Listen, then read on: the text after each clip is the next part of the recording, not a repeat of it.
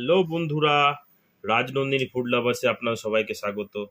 আজকে বানাবো মুখরোচক ঝাল ঝাল পোস্তুর বড়া। পোস্তুর বড়া বানানোর জন্য আমি নিয়ে নিয়েছি 50 গ্রামের মতো পোস্ত, আর এখানে নিয়ে নিয়েছি 25 গ্রামের মতো চিনে বাদাম, দুটো বড় সাইজের পেঁয়াজ কুচি নিয়েছি স্বাদ মতো নুন, আর এখানে ঝাল ঝালের জন্য নিয়েছি চিলি ফ্লেক্স। পোস্ত আর বাদাম একসাথে আমি ধুয়ে নিয়েছিলাম, এরপরে আমি ওটাকে জল ঝরিয়ে শুকিয়ে নিয়েছিলাম। পোস্ত এখানে বাটা হয়ে গেছে, পোস্ত আর বাদাম একসাথেই বেটেছি। তো দেখতেই পাচ্ছেন বাটাটা এইভাবে হবে, একটু টাইট টাইট ভাব হবে, মানে খুব পাতলা জিনিসটা হবে না, যেহেতু বড়া হবে তো বড়াগুলো করতে তখন অসুবিধা হবে।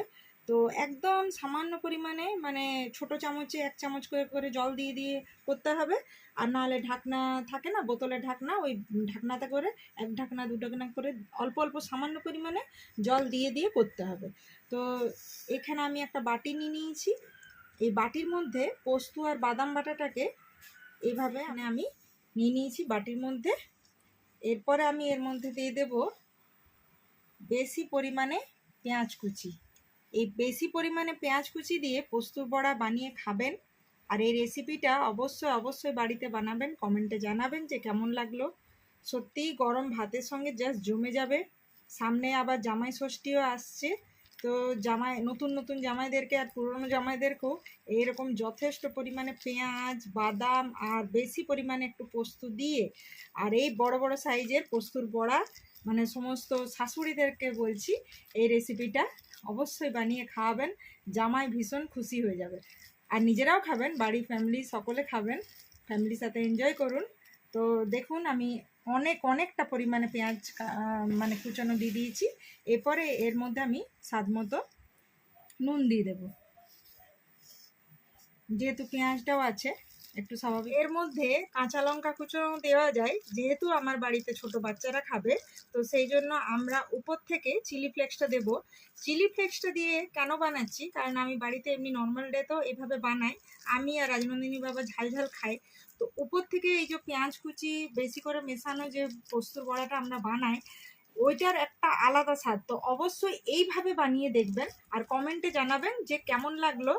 প্রত্যেক দিনের যে পোস্তুর বড়া আর এই পোস্তুর বড়ার মধ্যে তফাৎ কী, তো অবশ্যই অবশ্যই কমেন্টে বন্ধুরা জানাবেন যে কেমন লাগলো এই পেঁয়াজ দিয়ে পোস্তুর বড়া। এখন আমি ফ্রাইং প্যান বসিয়ে দিয়েছি, এর মধ্যে সামান্য পরিমাণে সর্ষের তেল দেব। এই দেখুন প্রায় 2 চামচের মতো সর্ষের তেল দিলাম। তো সর্ষের তেল দেওয়ার পরে এই ফ্রাইং প্যানে চারিপাশে এইভাবে ছড়িয়ে নিলাম। দেখতে দেখতে তেল গরম হয়ে গেছে, এবার চলুন আমি একে একে পোস্তুর বড়াগুলোকে এই গরম তেলের মধ্যে দিয়ে দেব। দেখুন এইভাবে নিয়ে এইভাবে একটু গোল গোল পাকিয়ে নিলাম, দেখতেই পাচ্ছেন। এরপরে এই দেখুন আমি এই গরম তেলের মধ্যে দিয়ে দেব, আর এইভাবে হালকা আলতো হাতে এ দেখুন গোল গোল দেওয়ার পরে এভাবে একটু চাপ দিয়ে দিলাম। দেখতে পাচ্ছেন কি সুন্দর শেপ নিয়ে নিয়েছে।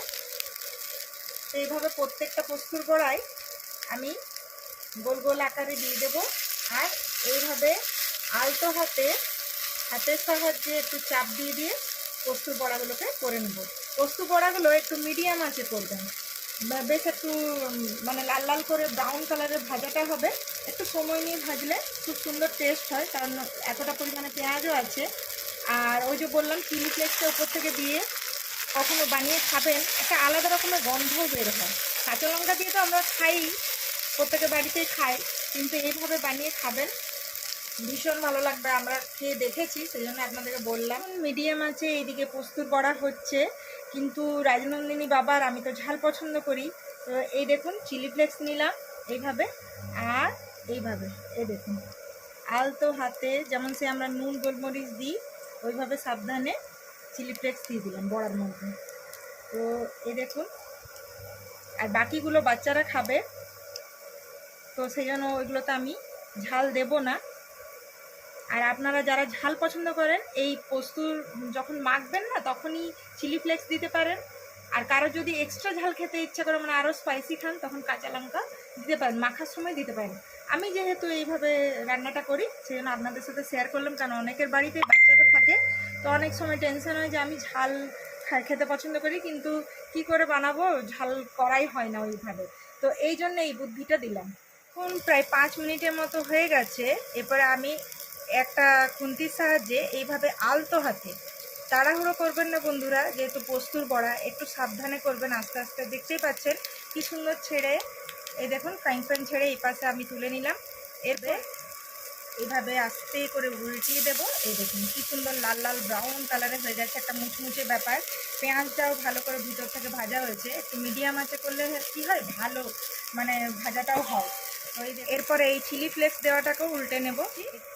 আপনারা অবশ্যই বানাবেন এই রেসিপিটা, আর কমেন্টে জানাবেন যে কেমন লাগলো। একদম মুচমুচে পেঁয়াজ কুচিতে ভর্তি, দেখতেই পাচ্ছেন চিলি ফ্লেক্স কি সুন্দর গায়ে লেগে গেছে পোস্তুর বড়ার গায়ে। আর ঝাল ঝাল চিলি ফ্লেক্স দারুণ একদম জমে যাবে গরম ভাতের সঙ্গে। অবশ্যই বানাবেন আর ফ্যামিলির সাথে এনজয় করবেন। তো এরপরে আমি ইন্ডাকশান বন্ধ করে দিলাম আর এই পোস্তুর বড়াগুলোকে তুলে নেব। তো প্রথমেই ঝাল ঝাল পোস্তুর বড়াটাকে তুলে নিচ্ছি, আর এক সাইডে আমি বাচ্চাদের বিনা ঝালে পোস্তুর বড়াগুলোকে তুলে নেব। তো দেখতেই পাচ্ছেন খুব সুন্দর হয়েছে পোস্তুর বড়া। এই দেখুন, দেখতে দেখতে প্রায় 5 থেকে 7 মিনিটের ভিতরে পোস্তুর বড়া রেডি হয়ে গেছে। তো কেমন লাগলো ভিডিওটা কমেন্টে জানাবেন অবশ্যই, আর অনেক অনেক ভালোবাসা দেবেন রাজনন্দিনী ফুড লাভার্সে।